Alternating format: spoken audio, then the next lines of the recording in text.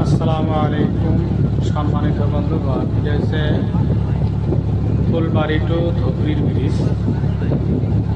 এই ব্রিজের কাম এখনও চলি আছে।